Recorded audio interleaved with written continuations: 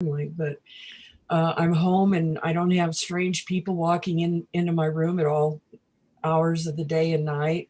I'm glad you didn't call me strange.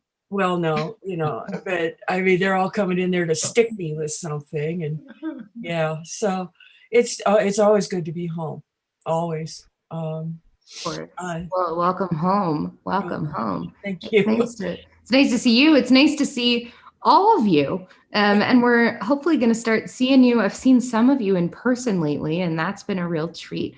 And so hopefully, Mr. Markman, I'm going to see you later in person. Yes. And more and more, that should be the trajectory we're on. So, and maybe one of us will get, the $1 million from Polis. Who knows? And everybody cross your fingers. We'll go for it. So I wanted today to look at a couple of different perspectives on the same thing. I often find that that's sort of useful learning. I don't know if anybody read it. It went in the foreword. Did anybody see this letter from rabbinic and cantorial students about Israel? Did anybody see this? Okay, a couple did, a couple didn't. Great, perfect. So we're going to look at this today, and then we're going to look at some of the responses from the Jewish community. That's what we're going to look at today. So before we start, this is a different kind of study, but it is still sacred work. And so we praise God for that opportunity. We say, Baruch atah Adonai, Eloheinu melech haolam, asher kiddushanu b'mitzvotav, v'tzivanu la'asok b'divrei Torah. So there was this letter that was written by rabbinic and cantorial students. A number of them signed on to it. And it was publicized pretty widely. I have the original letter here that was put in a Google Doc. We're going to look at that and then look at some community responses. Oh, I'm not a host, Joni. Can you promote me, please? There we go. Okay. Screen share. I'll make this bigger. So before we look at the letter, this is a lengthy list of who it was signed by. This is all public. It's not anything I have from a back end. This is all available publicly. It's a pretty long list. You'll see they're from all different seminaries and different programs. Those are all the people who signed on to this, all of the students. And for reference, I don't know how much people know, there aren't that many rabbinic students in the world. In a given year, there are about 30 ordained out of the Reform movement nationally. Across our 3 campuses. So there aren't that many. So it's a pretty significant number that have signed on here. Certainly not everyone, but not an insignificant body of people. So we'll read a few sections of this letter. It says, blood is flowing in the streets of the Holy Land. Fires are burning on the hills of Jerusalem and buildings are smoldering in Gaza. Violence is spilling onto the streets of Lod and Haifa, which are 2 cities where Jews and Arabs both live collectively. With each refresh of the news and each rocket that falls, new images of terror sear themselves into our mind. We find ourselves in tears. The tears that flow are different for each of us. For some of us, they're familiar tears. We've been moved by similar scenes that have played out for years and years in Jerusalem and beyond. For others, they're newer. Coming to terms with the reality on the ground is a journey that we all have come to differently. For many, we experience heartbreak over and over again with each new injustice. For these things we weep, Lamentations 1:16. This year, American Jews have been a part of a racial reckoning in our community. Our institutions have been reflecting and asking, how are we complicit in racial violence? Jewish communities, large and small, have had teach-ins and workshops, held visuals and commissioned studies. And yet so many of those same institutions are silent when abuse of power and racist violence erupts in Israel and Palestine. So many of us ignore the day-to-day indignity that the Israeli military and police forces enact on Palestinians and sit idly by as Israel upholds 2 separate legal systems for the same region. And in the same breath, we're shocked by escalations of violence, as though these things are not a part of the same dehumanizing status quo. The current reality in the streets of a land of our tradition deems holy necessitates a spiritual crisis. A spiritual crisis requires more than prayer. It requires heartbreak, which demands reflection, which then demands action. Rabbi Elazar said, from the time of the destruction of the temple, the gates of prayer were locked. But even though the gates of prayer were locked, the gates of tears were not locked. As it is said, hear my prayer, God, and give ear to my pleading. Keep not silence at my tears. We can only make change when we replace our watered down prayers for peace with tears of heartbreak. We can only build and rebuild when we start from our tears. For those of us for whom Israel has represented hope and justice, we need to give ourselves permission to watch, acknowledge what we see, to mourn and to cry, and then to change our behavior and demand better. As American Jews, our institutions tell stories of Israel rooted in hope for what could be, but oblivious to what is. Our tzedakah money funds a story we wish were true, but perpetuates a reality that is untenable and dangerous. Our political advocacy too often puts forth a narrative of victimization, but supports violent suppression of human rights and enables apartheid in the Palestinian territories and the threat of annexation. It's far past time that we confront this head on. We can no longer shy away or claim ignorance.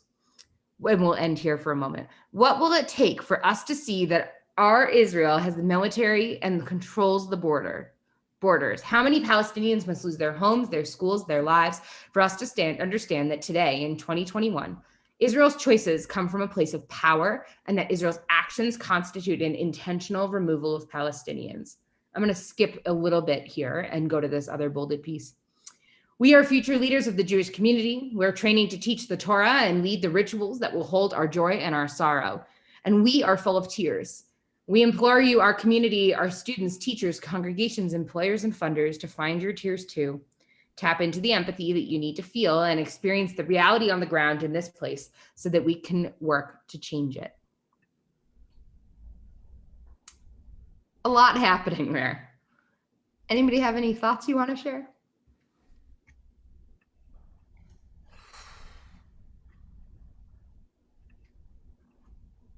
What are they taught in these institutions? I mean, seriously, that is so one-sided. What about the thousands of rockets that have come Israel's way? Were they supposed to just sit there and, and just hope they run out? The argument that they're making, which very clearly, this is their argument, and I'm reiterating here. I think the argument they're making is Israel has perpetrated all of these things, and so to expect that there wouldn't be any backlash is unreasonable. And so that these rockets are a warranted response to the crimes that Israel has perpetrated. I believe that is the argument. What was the response to this letter? So we've got two different responses we're going to look at. And I'll show you because I think it's really interesting sort of what the public response has been, including one that calls, one is from one of the heads of one of these seminaries, who's a beautiful teacher. I don't know if anybody's read any of Bradley Artson's work, Rabbi Bradley Artson, if that name sounds familiar. Process theology is his big thing, if anyone's come across it. He's brilliant, really interesting teacher. He wrote a beautiful book called The Bedside Torah, which is a great Torah commentary by portion. And he has a response we're going to look at. And we have another one that actually calls for all of these students to be dismissed from their seminaries, to be expelled. So here, Arnold, you got some feelings there? Yeah, I'll vote for that. I mean, it's remarkable to me how immature, one-sided, and with no perspective that these schmecks are writing this. I mean, it's unbelievable. But I read that thing and I was stunned. First of all, we don't live there. So the press that we're getting, right now, our support of Israel is long-term. And we've got to have confidence they know what the hell they're doing. He's our guy. I would dismiss them tonight. This is going to be heading our synagogues in the future. Unbelievable. So here's been sorry, Fern, go ahead. I would say, I think, Arnold, I think this illustrates the huge difference between the thinking of the typical, stereotypical older Jewish person who has more historical memory, and our younger Jews who've been taught that we don't treat people as second-class citizens, that apartheid. Well, I guess we've all been taught this, but they're looking at Israel's behavior and finding it lacking, as do I. And I usually just turn off my video and say quiet here because I'm not as articulate as Yoni. But yeah, I totally understand where they're coming from. This is not, these are not behaviors that I would support. And yeah, I understand both sides. I mean, you know, there's a lot of nuance, but I understand why Israel is behaving the way it is. But you know, there's the whole idea of a Jewish state is very difficult to do. Other people living in your state, and we're just gonna kick them out, make them second-class citizens. I mean, I don't have any answers. It's very sad. You do realize that's not necessarily the whole story there. I mean, said that's what's remarkable. it's not the whole story. Of course it's not. So where do they come down in such a statement? I mean, that's what stuns me. I mean, I've been following it. A lot of things Israel does, I don't agree with as a country. That's their business. I have confidence these guys who are living there in an existential situation are making the appropriate decisions. That's a different animal. I mean, I just, you know, why aren't they writing about what's going on?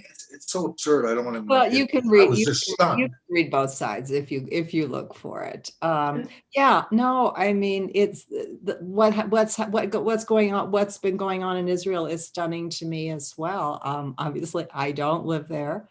To me, it just looks like an intractable problem, and yet, I don't know. I was listening to a talk by Tom Friedman and Michael Sandel the other day, and Tom said, "Look at my column in tomorrow's paper." And I assume many people here read that. I guess it was yesterday. I don't know. We're sidetracking your lesson plan, Rabbi. But he says if Israel continues to behave this way, it's going to create enormous problems for every synagogue in America. I mean, the young Jews do not think the same as old Jews. So that's, I don't know. Go. I'll be quiet. I think one of the things you're raising for is really important. I think that we do have a generational thing happening here. Are people familiar with the organization If Not Now? People heard of this? So If Not Now is a group primarily of my generation, who I'll show you a little bit of their stuff. I'm on their website. I'm going to pull them up right now. It says, If Not Now is building a movement of Jews to end Israel's occupation and transform the American Jewish community. We're organizing every day to expose the occupation as a moral crisis to American Jews and the weaponization of anti-Semitism in our political debate over Israel, and create political space for leaders to stand up for the freedom and dignity of all Palestinians. They offer, this is one of the courses that they offer, is Back to Hebrew School and Packing Zionism and Apartheid. There was a big campaign a couple of years ago. It was the You Didn't Tell Me campaign, hashtag you never told me. That's what it was. You never told me.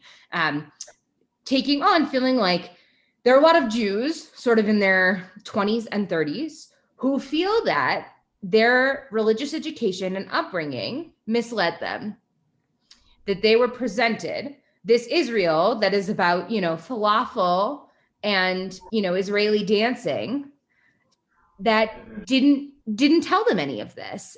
And I think that there's a lot of reality and truth in that, right? I don't think we do a great job always in how we do Israel education. I think we did worse, 20 years ago. I think we're getting better, but I think the risk there is when you don't expose any of those pieces, then later you learn about them and say, well, what else didn't I know, right? What else wasn't I told about?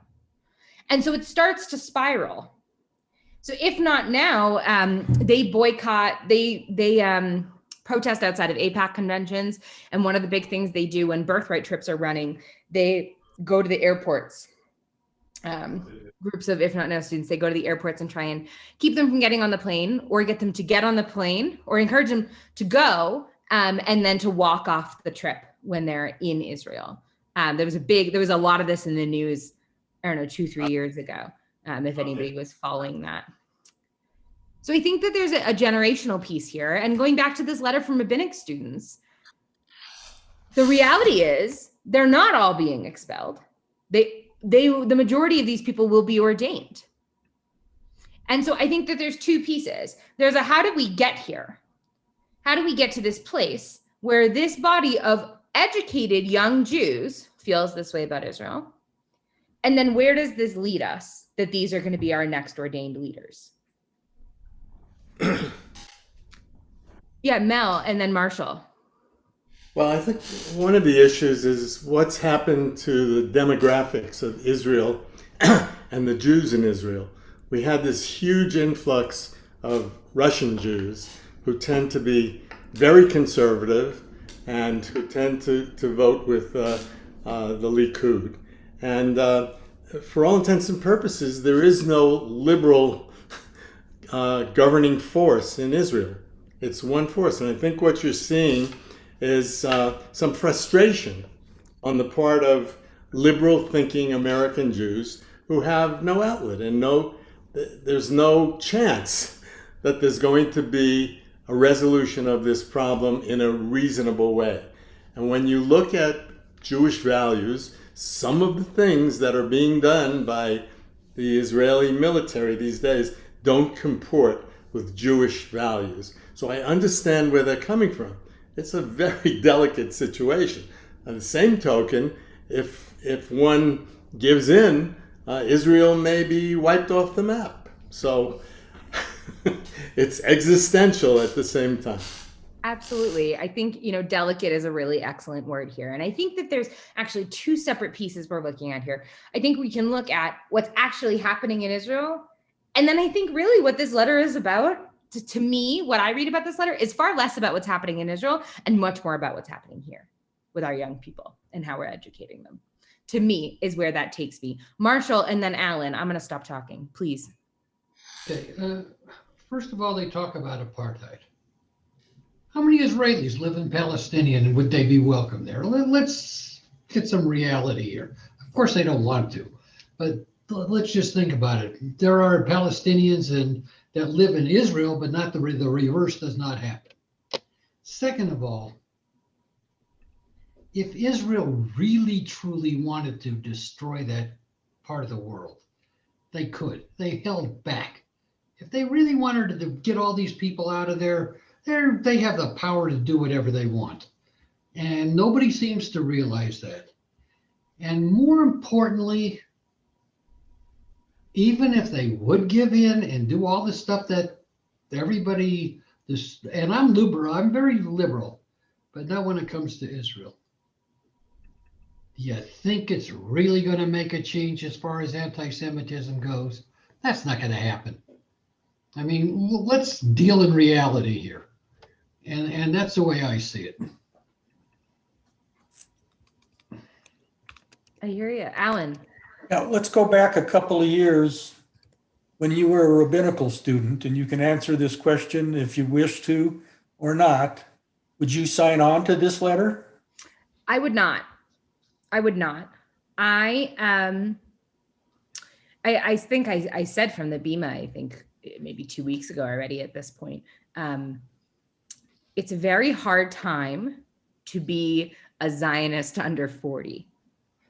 It's hard because this is where a lot of my peers are.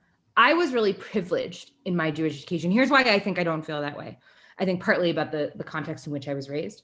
And partly I was raised with a very strong Jewish education and a very nuanced education about Israel. I spent a semester of high school living in Israel. So when I was 16, I'd been away from my parents. I wasn't a summer camp kid. And so I had been away from my family for 2 nights max. And I got on a plane and went to Israel for 4.5 months of my spring semester of junior year. I was not in my congregational Hebrew school. It sort of fell apart after B'nai Mitzvah. There wasn't much for me. And so I went to an honors program out of Hebrew college where I went to 6 hours a week of religious school from 8th through 12th grade. I had intense Jewish education in that way that offered me a lot of different vantage points. And so I reject the You should have told me. You never told me. And I understand it. I understand the harm we do when we try and hide things, or we don't put things forward, and then people find out about them later, right? It feels like you've been deceived.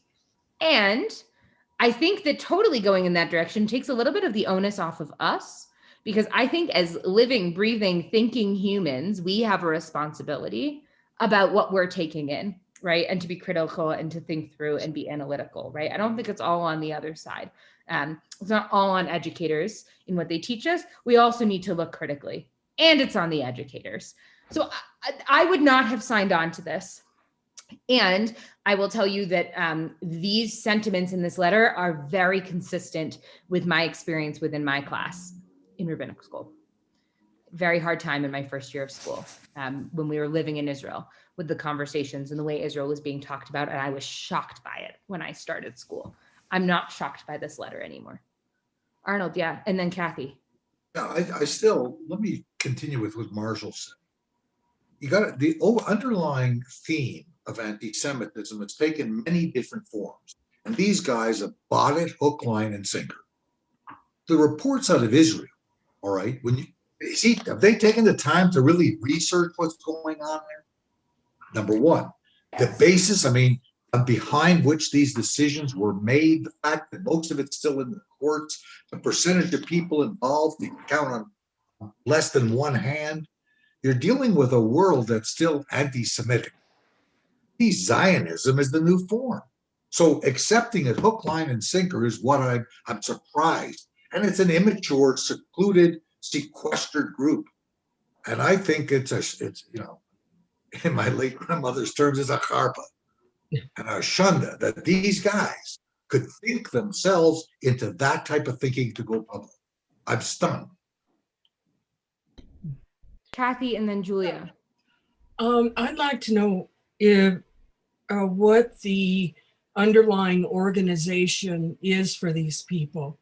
Because, we learned pretty quickly about BDS being supported by the Palestinians and Hamas, and that their sole purpose is to destroy Israel. But then they throw it on Israel's shoulders and say, we're going to boycott them until they, do what they want. But what about this group of people?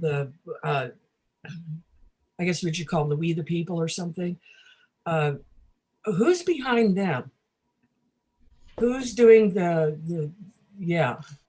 No one formally. This was there were a couple of rabbinic students who came together. Oh, no. I'm sorry, I don't mean the letter. I meant the organization that we talked about after that. If not now. If not now, thank you. It came together in the same way. It was grassroots organized. Here's the irony. One of the top leaders of If Not Now was on that semester of high school in Israel with me. You need to write a letter. One of the top leaders, she's very, very high up in If Not Now leadership. And they came together. It was a grassroots group of people who built this organization that has grown and grown. Yeah, but what was their influence? I'm just kind of, I'm being a little suspicious or paranoid here, but I'm wondering who's supporting them in these ideas? How are they getting their support and their background? This is the nexus point of, I believe, of the downfalls of incomplete Israel education in some cases. And the tendency for people in their 20s and 30s to be very, very far left politically and very far left. This is the narrative of the very far left. And so much of the If Not Now group is saying, this is our responsibility. We're going to be the generation that stands up and says, the Jews aren't for this either. Julia. So have you guys talked about, because you're saying the far left, I've been making a study of this over the last few months. How many of you are familiar with the term intersectionality, critical race theory? What else? Marxism, colonialism, all that stuff. So what I've noticed is that the language around Israel has shifted. And it has become this issue of oppressor versus oppressed. And Jews don't fit into a neat, clean, give me a minute, buddy, a neat, clean, black, white binary racially, right? We're quite frankly seen as people who benefit from white privilege. And the American race debate, I think, has been transposed upon the Israeli-Palestinian issues. And this idea of oppressor versus oppressed and issues within intersectionality, who has victimhood status, has been put upon that. Now, I'm not going to get into where I stand with that. I support Israel. But I think it's really important that we as American Jews understand that the left has this dialogue happening right now. And we are seeing the effects of it in the actual streets too. Because we are not seen as victims. By we, I mean Ashkenazi Jews. So if you're a Mizrahi or a Sephardic Jew, it's a different thing. I will be clear on that. But that's what I've noticed in this debate. And that's why it bothers me so much, is because it simplifies it. And then the nuance is lost. It's just, you guys are the oppressors and you guys are the victims. And we know, because we've been educated, that that's not true. So that's where I'm at, is understanding that context has really helped me. I think that's a really, really excellent point, Julia. Thank you. I think it's a really important piece of context. One of the things I'm also thinking about, I don't know how many of you are on Instagram, which is sort of the social media platform of 20s, 30s, 40s, and infographics. People know what an infographic is? It's information put into an image, is essentially what it is. And sharing those to your own pages has become like its own form of activism. And one of the really interesting things I'm seeing is in the wake of anti-Semitic attacks happening in the States, two responses. Many of my Jewish friends are saying, many of my pretty far left Jewish friends are saying, I stood with you, right? I stood with you when I've stood with every other community, been an ally to every other community.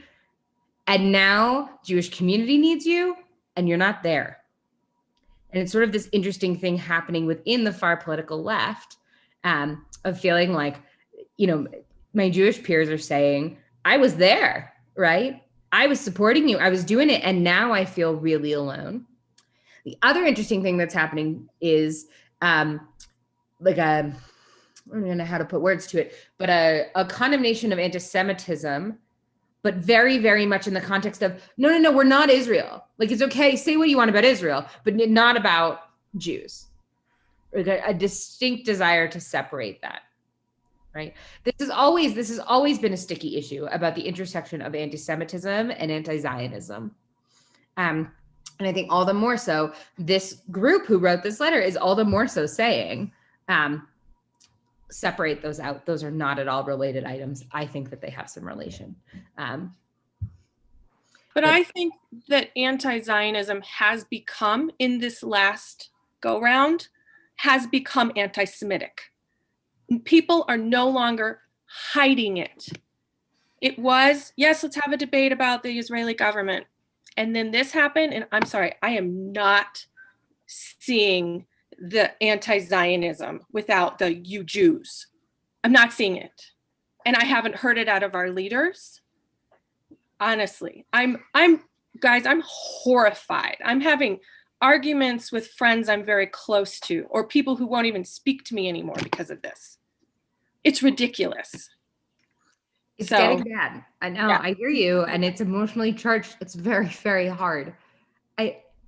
I want to look at one of the responses to this letter from a great teacher, as I said, Rabbi Bradley Artson, who's really something.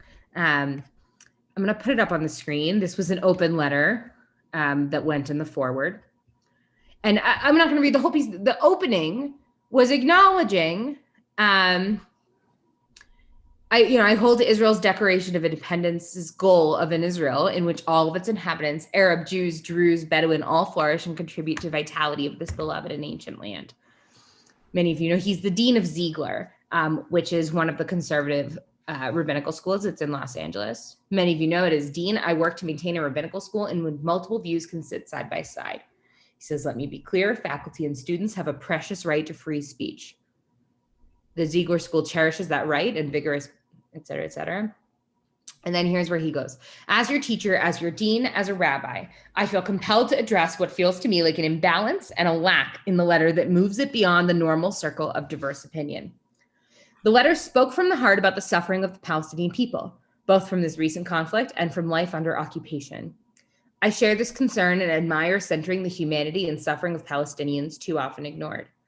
But the letter was shockingly silent about the suffering of the Israelis and the relentless terror that they face daily. The letter speaks poignantly of the large toll on Palestinian lives and property, but says nothing about the toll psychic, physical, and social on Israelis. They too are humans. Indeed, they are our family and our people. Their suffering is too often marginalized or justified. It was in this letter. There wasn't a word about the murderous tyrannies of Hamas, which hold the Palestinian people in hostage and terror. These terrorists have diverted millions to build elaborate electronic tunnels whose only purpose is to kidnap and murder Israeli civilians. I'm going to skip a little bit. There was no word about the decades-long ways Arab dictatorships have imposed the continuation of occupation. There wasn't a word about Ahavat Yisrael, a love and solidarity with our fellow Jews in Israel. There wasn't a word about the ever-present anti-Semitism that is patently visible in social media. There was a partial application of the Jewish recognition that all people are made in God's image, specifically about the value of Palestinian life and longing for freedom. I share that affirmation. We need to say it more often, explicitly, and in public. But there was no affirmation of love for the Jewish people, of which we are a part and which we aspire to lead. If a rabbi does not root their leadership in love and unity, they lose the ability to critique constructively, to encourage doing better, to inspire. There was no recognition that there are many good and caring people who are devoted to our school, who make our learning possible. People who share with me a visceral identification with Israel and the Jewish people would feel betrayed by the partisanship, omissions, and oversimplifications of this letter. I'll leave it there for a moment. The last one's pretty interesting. I think the read on that last one, there was none of this. There was no recognition that all of our donors feel differently. The people that are funding you through school aren't there with you. Now we get complicated, right? What do you think of his response? Love it.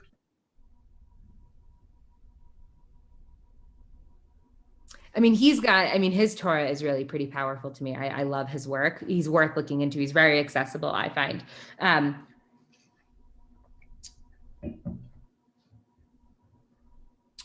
Here's the struggle to me out of this. I think his response is absolutely beautiful. Whether you agree with the letter or not, let's put that in a box for a moment. Put it like right over here. I think there's this huge looming issue. How did we get here? And what do we do with the fact that this is, no ifs, ands, or buts about it, this is our next generation of Jewish leadership? You saw all those names. Hi, Liam. You saw all of those names. That was a long list. What do we do with that? How did we get here? And what do we do with that? Mel, solve the problem. I'm not sure I can do that, but one of the things missing from Rabbi Artson's letter was a discussion of Jewish values. He talked about the problem, the problem in terms of what's going on and who's on which side, which team is winning and which team is losing. But where were Jewish values? And I think that has to be injected into the discussion. When we look at how the Palestinians are treated, unless we have blinders on, we know that they are treated like dhimmis. We've been there. We have been there, and we're doing the same thing now. Now, I'm not saying that we can do anything different. We're forced into a corner. And so bad things happen, but we are not always doing the right thing, we being the greater Jewish people, the Israelis. And as a result of that, there's retribution, and we're certainly exposing ourselves to a PR debacle that has already been nicely identified by Julia and others. I don't know what the answer is. The answer is, let's get our new Secretary of State on a plane, send them to the Middle East, and start figuring out a way to quiet this thing down. And that's really where we are now. Julia. So, Mel, this is a question I have.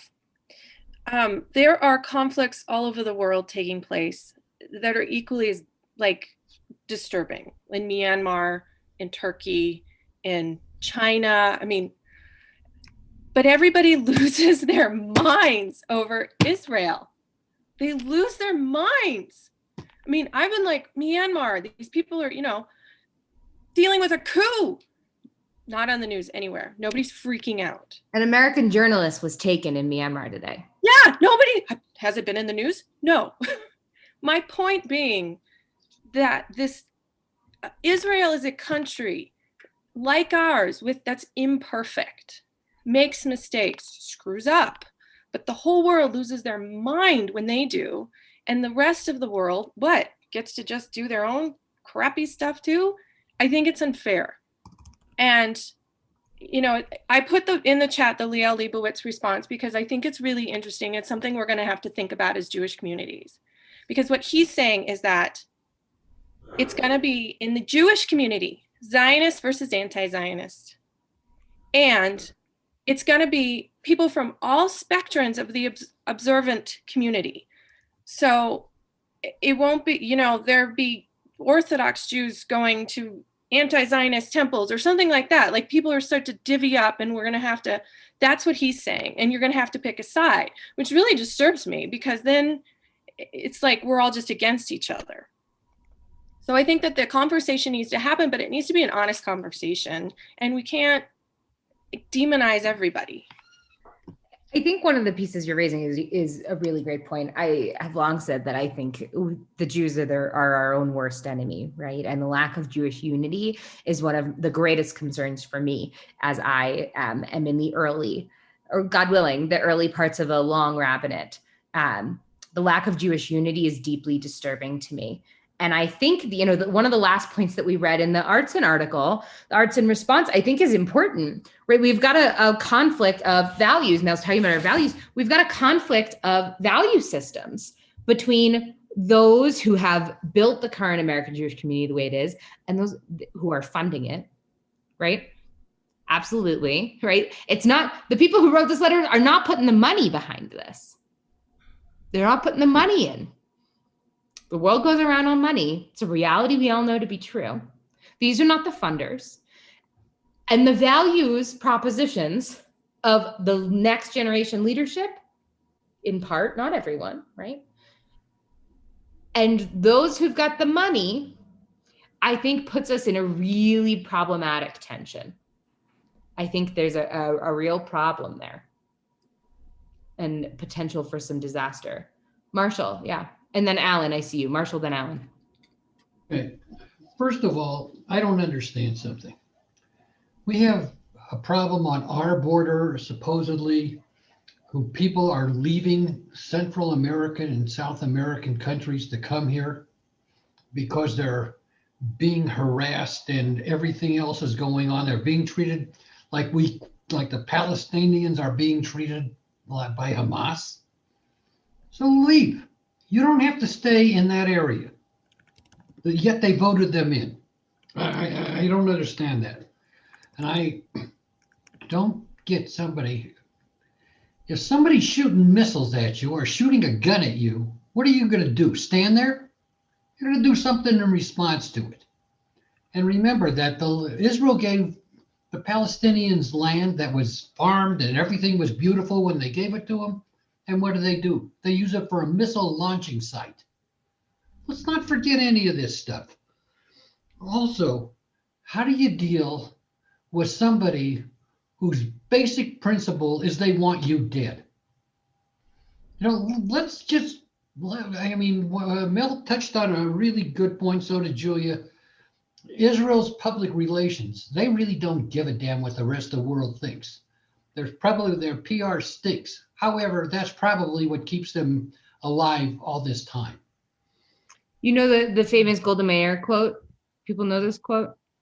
I'm trying to find the exact words. I'm trying to pull it up. But it's something to the effect of, I'd rather be alive with a bad image than dead and have the world like me. Exactly. It's And been also, circulating in the last week. there's another really important thing going on here. Notice none of these surrounding Arab countries or any of the Arab countries around them are participating in this. They're staying away from it, which never happened in until the last couple of years or two. They're staying out of it. Also, like the people in this country that are complaining about the money that we're giving Israel for defense, they're not realizing, I think the number is 70% of that money that comes from the United States must be spent here in the United States to help develop the defense for both countries, and it provides I think it's what, $3 billion or $5 billion a year we give Israel. That money stays here and provides a lot of jobs. And a fair amount of it is spent on Iron Dome, right? Is spent on Iron Dome batteries are very expensive, which is what it fundamentally saves civilian lives. The argument on the other side of that I've been seeing is, well, they're not supplying that to Palestinians. Palestinians aren't getting Iron Dome. Palestinians are getting aid. They are not spending it on that kind of technology. Well, one of the problems is some of the money that goes to Palestinian aid is eaten up by Hamas.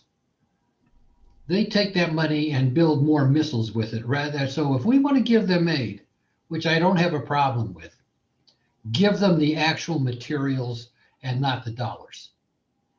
That way, Hamas can't be using that to rebuild their missile sites. Alan, did you want to share? Yes, I just was going to say that I think Secretary Blinken is in the Middle East as we speak, and I don't know if he's done any good. What's interesting here, I think that there's a couple things happening. One of them, right, I think that all of us are a little, I think there's a lot of pent up sort of energy and we're charged on this issue. And what's so interesting is we're responding over here, and I think the bigger issues over here, one of the bigger issues. We're responding to, of course, things that everyone is finding ridiculous or upsetting or frustrating within the treatment of the conflict. The issue over here that comes from this letter, which is what is really concerning to me, is that this is who's coming up in leadership. This is what they believe. Because here's what I firmly believe. I don't believe that Israel will ever be without conflict and war, because I think Jews are another category. I think we just are. I think I said this last week in Lunch and Learn, and I'll say it again, right? I think that the history of anti-Semitism for me is so often encapsulated in the idea that Jews were given lemons. They were given lemons in life, and everybody looked around and were pissed when they made lemonade, that they didn't just sit with sour lemons, right? I think that there's so much to that. And I think that that makes us unique among other peoples. I think anti-Semitism will always exist. I just believe these things to be true. What concerns me is the way our next generation of leadership, which these are my peers. I'm a part of next generation of leadership, and this is not where I sit. It concerns me that this is where we're headed. And maybe that's only a concern I have, because that's when I read this letter, that's where I went. I was less concerned with, sort of picking out the points and picking out, well, this is where this is wrong. And they didn't talk about this and they didn't talk about this and they didn't look at this. And of course that's ridiculous. And what are you supposed to do? You're supposed to sit there and let them fire at you and not do anything. I believe many of those things to be true as well. And that's not what was most upsetting to me about that letter. I'm concerned about what comes. And what have we done in the last 20, 30 years that has gotten us there in the adult lifetimes of these people who wrote this letter? And what are we doing now with the ones we still have, with the kids we've still got in our education system? How could we be doing better? How did we get here? And what is the impact going to be of this next generation of leadership? What's it going to be? Julia, was that a... Yep. Sorry, I have a lot to say. No, you're good. Go for it.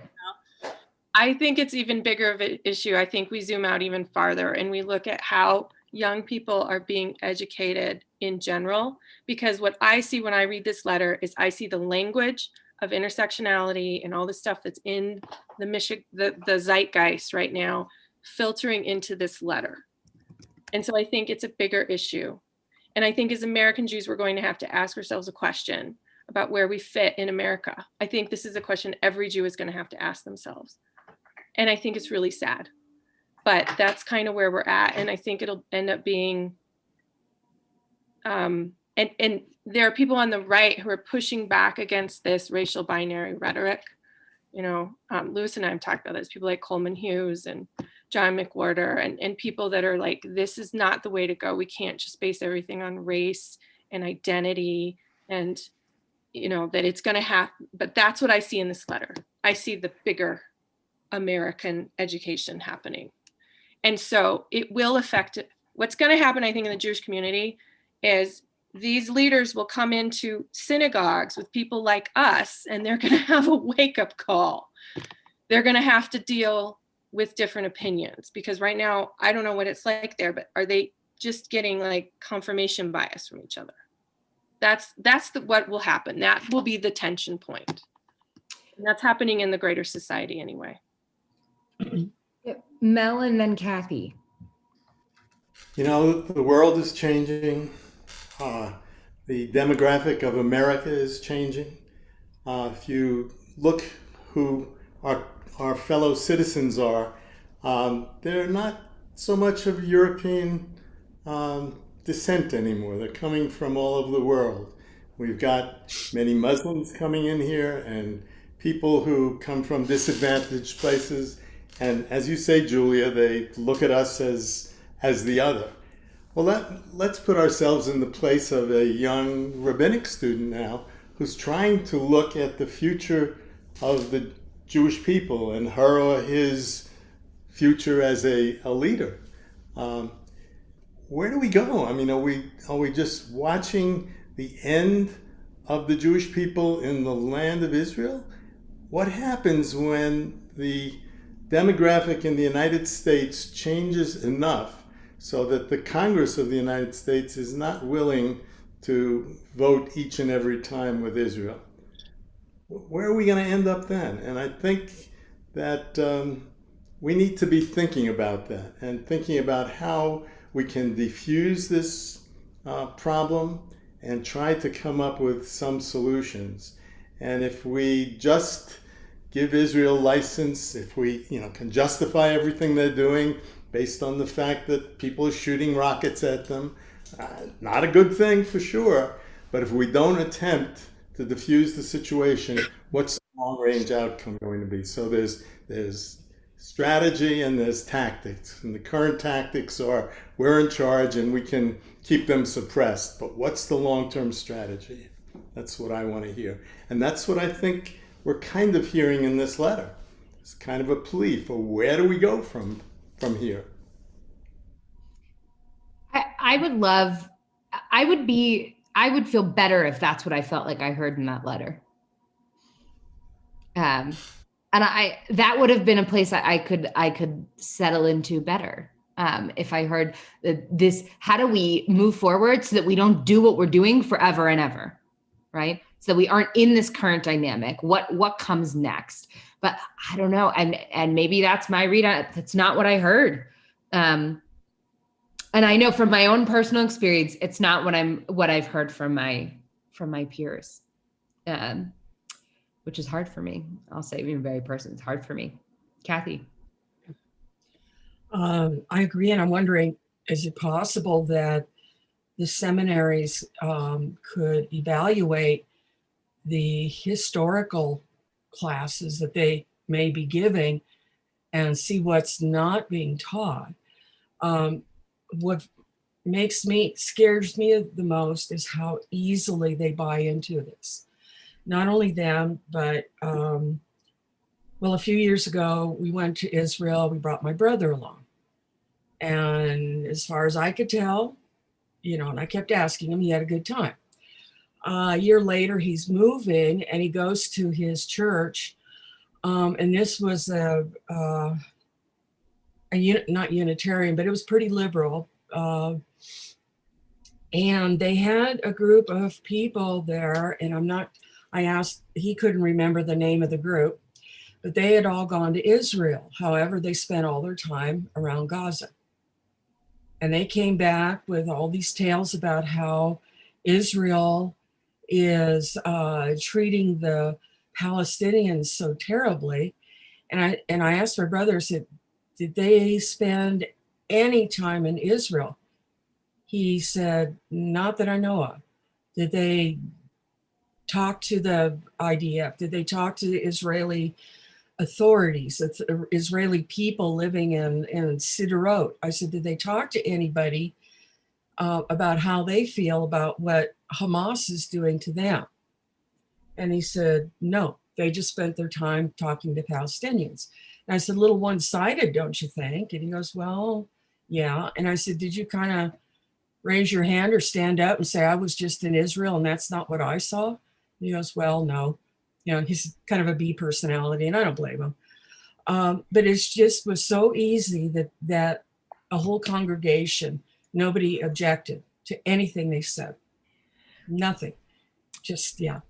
I won't speak for any of the other seminaries and their curricula. I'll say that HUC, the Reform movement, to be ordained as clergy, you spend your first year of school in Israel in an incredibly nuanced and deep and expansive Israel education experience. Very, very strong, taught by two British scholars who both made Aliyah and are firm Zionists and absolutely leave a lot of room for criticism of Israel. I mean, I believe it's very, very well done. I think at this point, I don't think it's a failure of the education of the seminaries. I think it happened before. Yeah, Lewis. Yeah, I just wanted to make a little comment. My kids go to a public school in Douglas County, and they're teenagers, they're 14. And they both came home telling me in social studies that they learned today that Israel was discriminating and persecuting people in Gaza. This is what they're learning in the school. That concerns me. I mean, that's not the purpose of the public school system. That's all I can say about that. I think that's a great point. And, I think we talked about Jewish education. We didn't talk about, larger education. And so what does it feel like? What is the experience of our kids who are going to public school, and that's what they hear in school, right? And I can feel it, right? You're sitting in the classroom and people start to look at you. It's the same way when you're the Jewish kid in middle school and they start talking about the Holocaust and everybody looks at you, right? What is that experience like? That's the experience our kids are having, right? That they go and they say, those Jews in Israel, this is what they're doing. At some point, there's sort of two responses. There's one to say, this is so wrong, everyone else is wrong. Or you start to say, well, maybe what I thought was wrong, right? Not that, the public school and the media and the this and the that and the neighbor and the this people, could they all be wrong? Right? At some point, some of this gets really big. It's really, really big. And I have a lot of concern about what's coming, what we're doing with our next generation. Yeah, Arnold. Yes, to me, it's still the underlying theme is anti-Semitism. If you track, I mean, I spent a lot of time studying anti-Semitism. Wonderful book, The Longest Hatred. I don't know if y'all have read that. The cycle that occurs. Anti-Zionism now, like I said, they're exchanging Israel with Jew. The American Jew has been very complacent. I grew up in a very anti-Semitic area, and I had Israel thrown in my face back then. This is 40 years ago. So I guess the bottom line is we can be critical and we can ask Israel for more information and change things, but don't buy into this as it is. Underlying all of this is anti-Semitism, and the cycle is occurring. And I think that these rabbinic students are making the mistake of thinking that if you're a good Jew, this will go away. That's not the way it works. We can help resolve it, but that's not going to change it in terms of the anti-Semitic background. I think that's the problem. In this country, we have to be supporting the lack of racial. See, right now, what's going on in the country, as was mentioned, is that we've got to get off this racial grouping thing. The Jews have never been successful in doing that. The closest they came was between the wars in Germany, until crisis occurred, the National Socialists arrived, and then again, we're the other. And I don't think that's changed here in the United States either. Here's what I would say. I'm thinking about, my experience, a lot of schools, but most of my life in school so far. And when I would take an exam and everyone in the class would fail an exam, right? And the teacher would be mad at the whole class. That used to grind on me, right? Because if you're giving a test to 25 students and 22 of them fail, how do you stand as one person and look at the 22 and say, it was you, without any look and say, maybe I didn't explain it well. Maybe I didn't teach this well. It's what I try and do, right? If I'm working with a group and I'm not being heard, they aren't understanding me, it's not their fault. I'm not explaining well, right? I need to shift. And so I look at that letter and say, there were 40 plus names on there? Maybe 50? How do we have so many? It can't be each of them on each of them. There's got to be something larger institutionally happening here to have that many. This letter wasn't written by 4 people. There's got to be something bigger. There's something bigger that is not going right. And I think it's a conglomeration, or maybe, of a couple of things, right? About, American society and public schooling system and Jewish education, all of these pieces that got them there, and the American political system and legitimate things that I feel are legitimate criticisms of Israel. And also that I think until sort of the last handful of years, we haven't made a lot of space that you can love Israel and criticize Israel at the same time. You can love Israel and not believe in everything Israel does, not agree with it all, right? I love living in America. I feel incredibly privileged to live in this country. I don't agree with everything we do. That's preposterous. But somehow there was this double standard that you couldn't do that with Israel as a Jew. And I think we raised a generation, perhaps more generations, on that premise. And I think that premise has run out. I think the time has run out on that clock, and that doesn't fly anymore. And I think that's a piece of it. I think we've got a lot of factors, but I think if we don't look at what those are and really start to explore that, we're in trouble. Because that letter wasn't signed by 4 people. That's what as I've looked at that, I've read it a couple of times in the last few weeks. It wasn't signed by 4 people. There's something else happening. So I'll just say, because it's 1 o'clock and I want to respect everyone's time, and I've got to go now, get in the car and run to Sinai. This is really, really hard. These are hard conversations. I would first applaud everyone for having it in a respectful way. I think that's huge. That's one of the things I worry about as well, is that we've lost our ability for what we really value in Jewish life, which is sacred dialogue and debate. It's really important to us, but it only happens when it's rooted in respect. So thank you to everyone who comes to these conversations with that baseline.